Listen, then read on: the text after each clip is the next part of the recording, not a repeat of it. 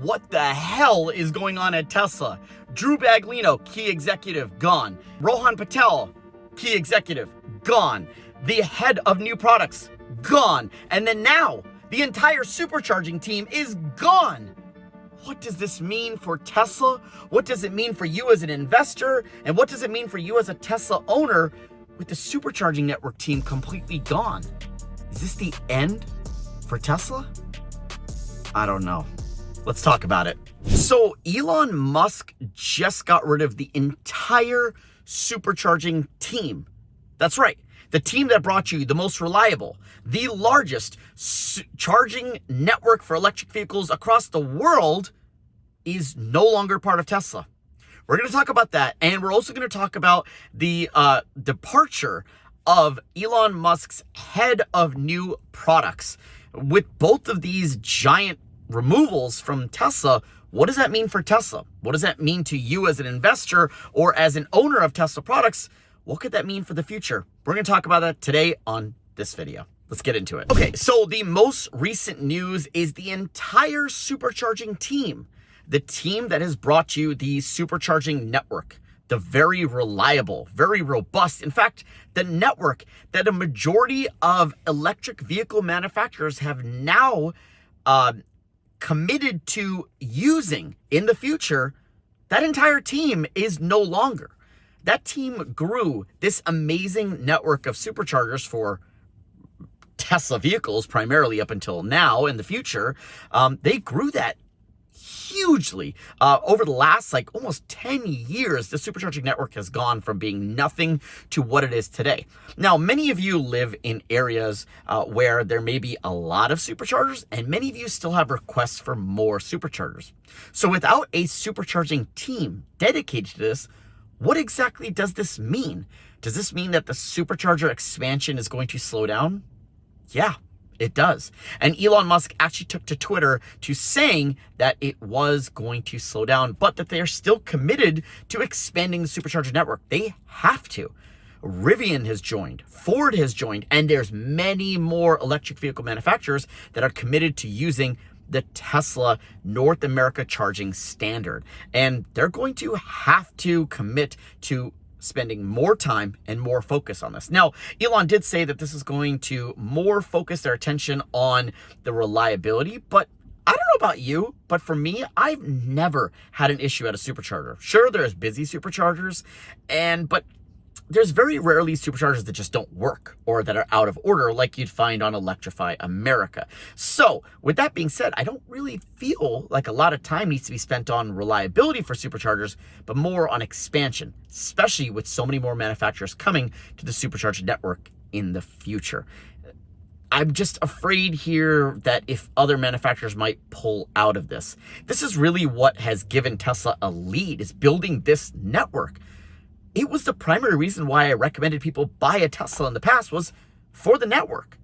Now with so many more manufacturers adopting the network and with the network not growing and it's slowing down, does it still make sense to buy a Tesla?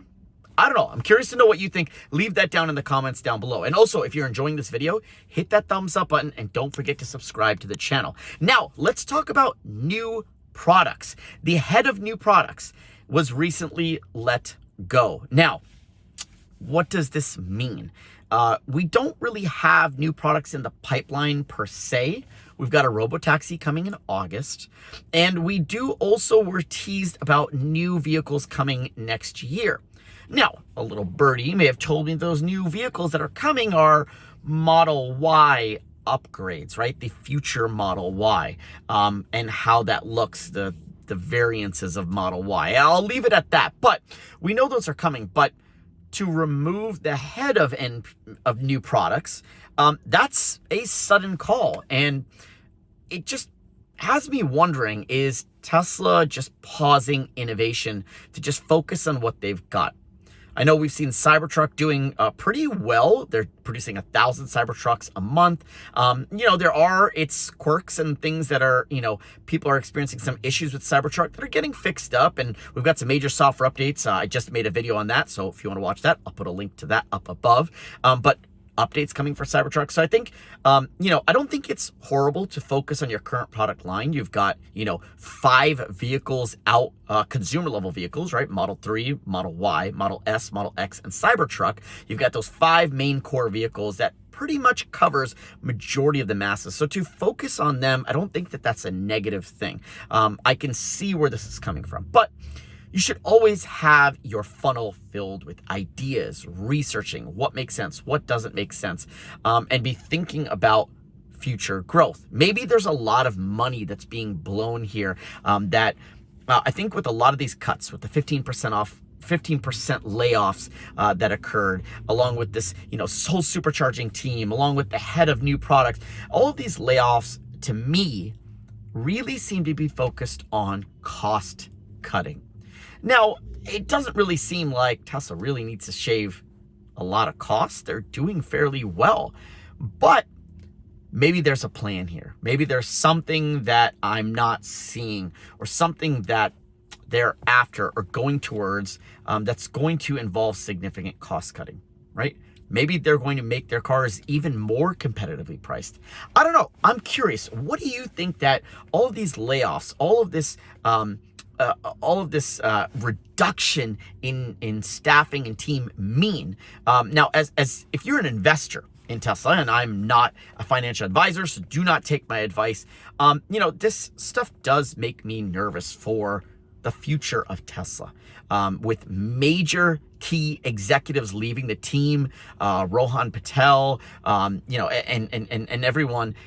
It really makes you, wonder, like, these are the key players that have been Elon's right hands, that have helped guide investor calls and vision of the future and direction. And with them being removed, is there a new vision? Is there something new that Elon wants to go after, or Tesla wants to go after? And that is why a lot of this cuts and reshaping of the company is occurring. I'm nervous as a shareholder what this means, but I'm gonna sit back. I am not a short seller. I'm one that I make an investment and I hold on to it for the long haul. So I'm still in it. I'm looking for, to get above that 300 a share marker. I would love to see it back up at 1,000 a share. That would make me very happy financially as well. But I want to see it there. And if that means, that we need to focus more on delivery of what we got, I think that's okay. I'm not looking for new vehicles. I know we still have the Roadster left. There's still a lot more deliveries to be made on the Semi, but I'm okay with not focused on that.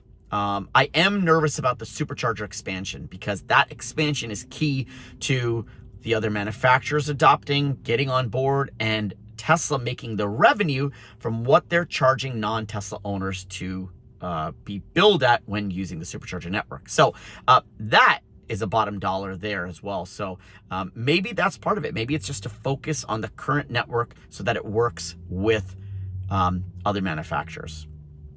And maybe we're pretty good on our supercharging layout. I mean, look, I'll put up on the screen how many superchargers there are on the map. I mean, there's a lot. Our coverage is really, really good. And I know some of you will still say that, hey, there's an area that doesn't have it. I get it, but it's better than anything else that we have out there. So maybe there is a little accuracy there. Let's focus on what we've got and make that the best, even though I still think it's great, make it the best supercharging experience that you can ever imagine. So not only for Tesla, but for every other manufacturer. And maybe part of that is to focus on the integration with the third parties, because there is some integration that's involved here. So I don't know. I'm curious to know, what do you think after the shakeup, after the 15% off layoffs, after Drew Baglino is gone, after Rohan Patel is gone, after the head of new product is gone, the supercharging team is gone. What do you think? Oh my, it just stresses me out, but I'm curious, what do you think the meaning behind all of this is? Leave them down in the comments down below.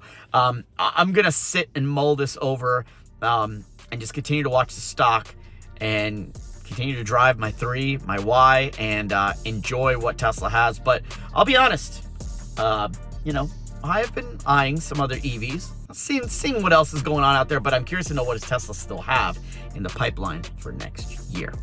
Anyway, those are my thoughts. I'm curious to know what do you think. Let me know down in the comments down below, and I'll catch you guys next time. See ya.